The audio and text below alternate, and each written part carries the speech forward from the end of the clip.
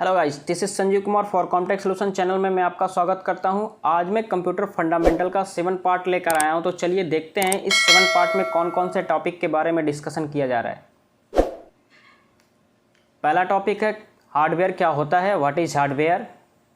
दूसरा टॉपिक है computer hardware के प्रकार यानी टाइप्स ऑफ कंप्यूटर हार्डवेयर। तो चलिए देखते हैं कि कंप्यूटर हार्डवेयर होता क्या है। कंप्यूटर के वे भाग जिन्हें हम देख तथा छू सकते हैं उन्हें हार्डवेयर कहते हैं। यह कंप्यूटर के भौतिक भाग होते हैं जिनसे मिलकर हमारे कंप्यूटर का शरीर बनता है, जैसे keyboard, mouse, cabinet, monitor, printer आदि सभी हार्डवेयर हैं। कंप्यूटर हार्डवेयर का सबसे अच्छा उदाहरण मॉनिटर है, जिस डिवाइस पर आप इस लेख को पढ़ रहे हैं, क्योंकि स्क्रीन भी एक प्रकार का हार्डवेयर है जो आउटपुट डिवाइस की श्रेणी में गिना जाता है। जैसे कि आप किसी भी चीज़ को, जैसे कीबोर्ड आप टच करते हो, माउस आप टच करते हो, तो आपको पता चलता है कि ये कुछ है, कुछ मतलब भारी चीज़ है, जिससे आपको छूने से, देखने से पता चलता है। और ऐसी भी कुछ चीज़ें होती हैं जिनको हम छूने से, देखने से नहीं पता चलता कि ये क्या है, बट बस उनको देखने से हमें समझ में आता है कि वो कुछ है, बट उनको टच करने से मुझे नहीं पता चलता कि ये कुछ है। तो हम उनको हार्डवेयर के श्रेणी में नहीं रखते हैं। और जिनको देखने से, छूने से पता चलता है कि ये कुछ है या कुछ धातु है या कुछ प्रकार की चीज़ें हैं, तो उनको हम क्या करते हैं, हार्डवेयर की श्रेणी में रखते हैं। तो चलिए देखते हैं क्या क्या चीज़ें हैं। कंप्यूटर हार्डवेयर के प्रकार यानी टाइप्स ऑफ कंप्यूटर हार्डवेयर। यह तो आप जान चुके होंगे कि कंप्यूटर हार्डवेयर का तात्पर्य उन फिजिकल पार्ट्स से है जिनसे मिलकर एक कंप्यूटर का निर्माण होता है। इनके कई उदाहरण हम आपको उत्तर दे चुके हैं। उदाहरण के दौरान आपने देखा होगा कि कई सारे हैं। कंप्यूटर हार्डवेयर को 2 मुख्य भागों में विभाजित किया गया है, जैसे इंटरनल हार्डवेयर और एक्सटर्नल हार्डवेयर। इंटरनल हार्डवेयर जो सीपीयू के अंदर चीज़ें लगी होती हैं उनको इंटरनल हार्डवेयर बोलते हैं, और जो सीपीयू के बाहर चीज़ें लगी होती हैं उनको एक्सटर्नल हार्डवेयर बोलते हैं। तो चलिए देखते हैं इंटरनल हार्डवेयर क्या होता है और एक्सटर्नल हार्डवेयर क्या होता है। इंटरनल हार्डवेयर आंतरिक घटक जो आमतौर पर हमें दिखाई नहीं देते हैं, क्योंकि ये कंप्यूटर केस के अंदर मौजूद होते हैं। इन्हें देखने के लिए हम कंप्यूटर को खोलना होगा। आंतरिक हार्डवेयर की सूची में नीचे दी गई है: motherboard, RAM, central processing unit, graphical processing unit, NIC card और हार्ड डिस्क। ये सारे जो होते हैं वो इंटरनल हार्डवेयर के अकॉर्डिंग आते हैं, यानी उनके श्रेणी में आते हैं। जो कंप्यूटर कैबिनेट के अंदर ये सारी चीज़ें लगी होती हैं उनको हम बोलते हैं इंटरनल हार्डवेयर। तो चलिए देखते हैं एक एक के अकॉर्डिंग कौन कौन से क्या क्या चीज़ें हैं। पहला मदरबोर्ड। मदरबोर्ड कंप्यूटर का सबसे महत्वपूर्ण भाग होता है, जिसमें सभी आवश्यक उपकरण जुड़े रहते हैं। इनमें CPU, RAM, hard disk, motherboard, BIOS, CMOS, mouse, keyboard आदि उपकरण शामिल हैं, जो डायरेक्ट पार्ट के माध्यम से जुड़े रहते हैं। मदरबोर्ड उन उपकरणों को पावर सप्लाई पहुंचाता है और आपस में कम्युनिकेशन कराता है। कंप्यूटर मदरबोर्ड एक प्रिंटेड सर्किट बोर्ड यानी पीसीबी होता है, जिसे logical board, system board, printed wire board, PWB और मेन बोर्ड के नाम से भी जाना जाता है, जैसे कि आपको फिगर में दिख रहा है। ये एक मदरबोर्ड है जिसमें वो सारे कंपोनेंट्स क्या होते हैं, जुड़े रहते हैं, जिससे हमारा कंप्यूटर तैयार होता है और हम अपने कंप्यूटर पे वो जो सारे इन्फॉर्मेशन पे काम कर पाते हैं, तो वो इसी के माध्यम से हम कर पाते हैं। अगर ये नहीं रहेगा तो हम वो सारे काम नहीं कर पाएंगे। Second number, RAM. सीपीयू का भाग होता है। इसके बिना कंप्यूटर अपना काम नहीं कर सकता। कंप्यूटर की प्राथमिक मेमोरी होती है, उपलब्ध डाटा रैंडमली एक्सेस कर सकते हैं, अस्थायी मगर तेज होती है। रैम महंगी होती है, स्टोरेज से भिन्न होती है, जैसे कि आपको फिगर में दिख रहा है। ये रैंडम एक्सेस मेमोरी इसका पूरा नाम है, इसको शॉर्ट में हम रैम बोलते हैं। ये क्या करता है, हमारे कंप्यूटर को चलाने यानी जो प्रोसेसिंग होती है उसको काम करने में मदद करता है। अगर ये नहीं रहेगा तो हम कंप्यूटर पे कोई काम नहीं कर सकते। जैसे कि आपको पता है कि अगर हमारे मोबाइल फ़ोन में रैम कम होता है तो हम जो भी सॉफ्टवेयर चलाना चाहते हैं वो नहीं चल पाता, और हमारा फ़ोन क्या होता है, हैंग हो जाता है या बंद हो जाता है, धीरे धीरे चलने लगता है। तो इसका मतलब हम रैम से लेते हैं, क्योंकि रैम जितना ज़्यादा रहेगा उतना ही तेज़ हमारा कंप्यूटर काम करेगा, उतना ही तेज़ हमारी मोबाइल फ़ोन काम करेगी, तो इसके बिना हमारा कंप्यूटर नहीं चल सकता। और ये एक प्राथमिक मेमोरी होती है, अगर ये नहीं रहेगा तो सेकेंडरी मेमोरी हमारा कुछ नहीं कर पाएगा हमारे कंप्यूटर को चलाने के लिए। तीसरा है सेंट्रल प्रोसेसिंग यूनिट, जिसको शॉर्ट में हम बोलते हैं सीपीयू।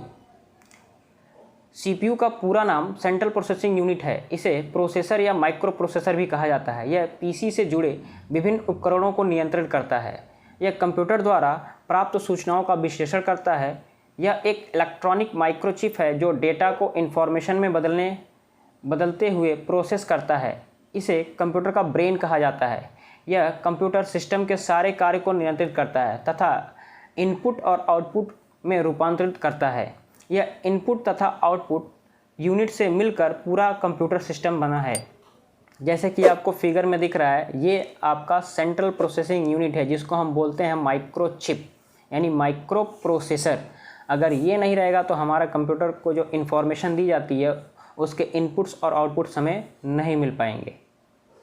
तो ये हमारे तरफ से एक, जैसे हमारे पास एक ब्रेन होता है, वैसे कंप्यूटर के पास भी ये ब्रेन के तौर पे काम करता है। चौथा है graphical processing unit. Computer graphics का मतलब जो कंप्यूटर द्वारा बनाई गई पिक्चर्स और मूवी को कहा जाता है। हमारे फ़ोन और कंप्यूटर की स्क्रीन पर जो भी इमेज और विजुअल हमें दिखाई देते हैं उसे ग्राफिक्स कहते हैं। जीपीयू एक प्रोसेसर है जो ग्राफिकल कैलकुलेशन करता है। यह काम पहले सीपीयू करता था। जब से बड़े बड़े ग्राफिक्स वाली एप्लीकेशन आने लगी हैं, इस कारण मोबाइल और कंप्यूटर में तेज प्रोसेसिंग करने के लिए सीपीयू पर बहुत लोड पड़ने लगा और इसी काम को करने के लिए हमें जीपीयू का निर्माण किया गया। जैसे कि आप अपने स्क्रीन पे देख रहे हैं इस पिक्चर को, ये होता है ग्राफिकल प्रोसेसिंग यूनिट। यानी इसकी मदद से जो हम स्क्रीन पे पिक्चर्स या मूवीज़ या कुछ भी ऐसी चीज़ें जो ग्राफिक्स के अकॉर्डिंग होती है हम देखते हैं, वो इसी के मदद से वो चलता है। जैसे हम स्क्रीन पे देख रहे हैं ये सारे इमेजेस जो आ रहे हैं, जो मेरा पिक्चर्स यहाँ पे आपको दिख रहा है वीडियो के थ्रू, जो मैं बोल रहा हूँ वो सारे इसी के मदद से चल रहे हैं। अगर ये नहीं रहता तो हमारे कंप्यूटर की जो सीपीयू है उसके ऊपर लोड पड़ता और वो धीरे धीरे काम करता। तो हमारा कंप्यूटर धीरे काम ना करे, हमारा सीपीयू धीरे काम ना करे, तो इसके लिए हम क्या करते हैं, ग्राफिकल प्रोसेसिंग यूनिट का यूज करते हैं, जिससे हमारी पिक्चर क्वालिटी भी अच्छी हो और हमारे प्रोसेसिंग में तेज़ी आए। पांचवा है एनआईसी कार्ड, नेटवर्क कार्ड जिसको बोलते हैं। यदि आपको अपने डिवाइस में इंटरनेट एक्सेस करना है तो आपको सबसे पहले अपने डिवाइस को किसी नेटवर्क डिवाइस से कनेक्ट करना होता है। फिर आप वायर्स नेटवर्क से या वायरलेस नेटवर्क से अपने डिवाइस कनेक्ट कर सकते हैं। किसी भी डिवाइस को डायरेक्ट नेटवर्क डिवाइस से जोड़ा नहीं जाता। इसके लिए अपने डिवाइस में एक नेटवर्क डिवाइस की ज़रूरत होती है जो किसी भी वायर या वायरलेस नेटवर्क को सीन कर सके। उसे नेटवर्क इंटरफेस कंट्रोलर या नेटवर्क इंटरफेस कार्ड कहते हैं। जैसे कि आपको ये पिक्चर में देख रहा है, अगर आप अपने कंप्यूटर में इंटरनेट कनेक्ट करना चाहते हैं तो इंटरनेट कनेक्ट करने के लिए आपको एनआईसी कार्ड की ज़रूरत पड़ेगी, और अगर एनआईसी कार्ड नहीं है तो आप अपने कंप्यूटर में इंटरनेट एक्सेस नहीं कर सकते।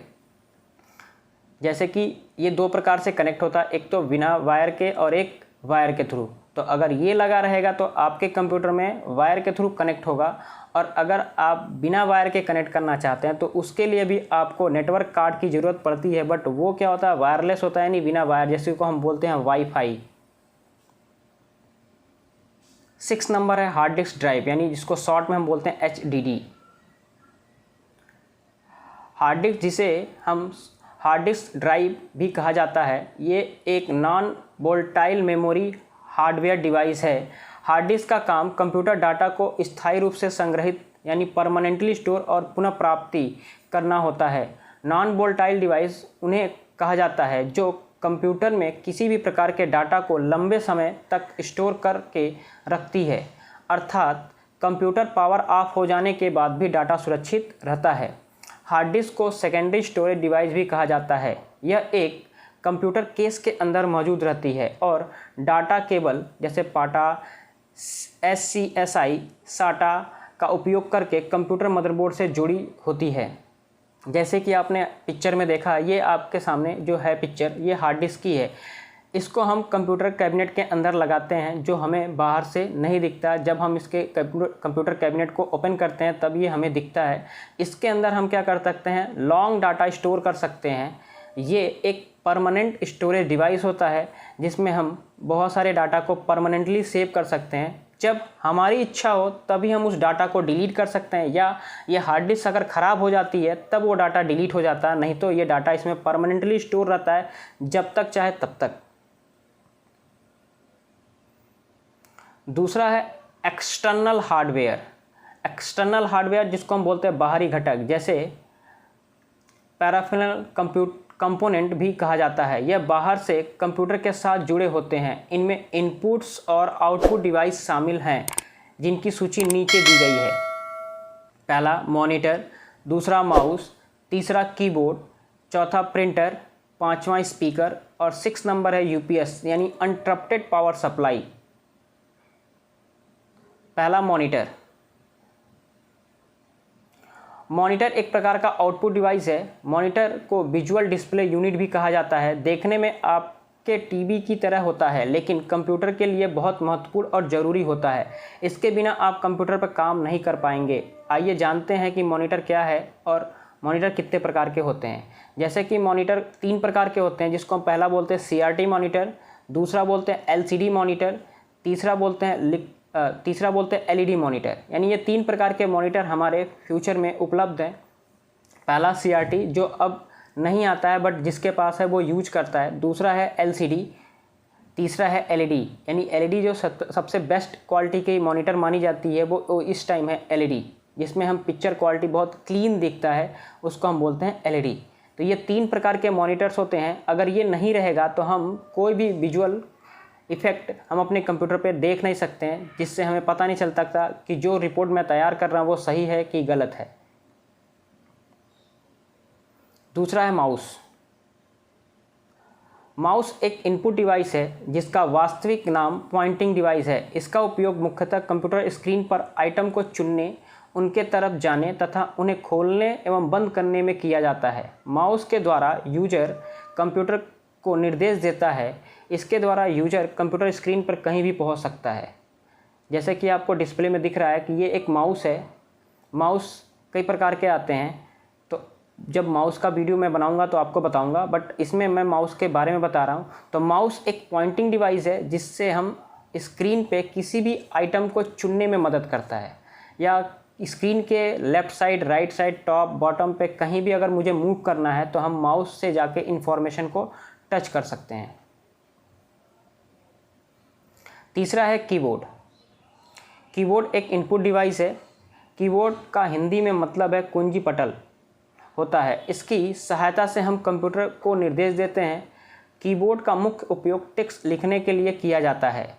कंप्यूटर कीबोर्ड पर इसके सभी बटन उकेरे होते हैं, जिन्हें दबाने पर वही अक्षर, चिन्ह और संख्या टाइप होती है जो जाती है, जो उन बटन पर उकेरी गई है। कुछ बटनों को दबाने से विशेष कंप्यूटर कमांड भी एक्टिव होकर निष्पादित हो जाता है। पहला अल्फ़ा न्यूमेरिक की, इनमें अक्षर और अंक शामिल होते हैं। दूसरा फंक्शनल की, जिसमें कामा, पीरियड, सेमीकोलन आदि शामिल हैं। तीसरा है स्पेशल की, यह फंक्शन की, कंट्रोल की, एरो की और कैप्स लॉक की होते हैं।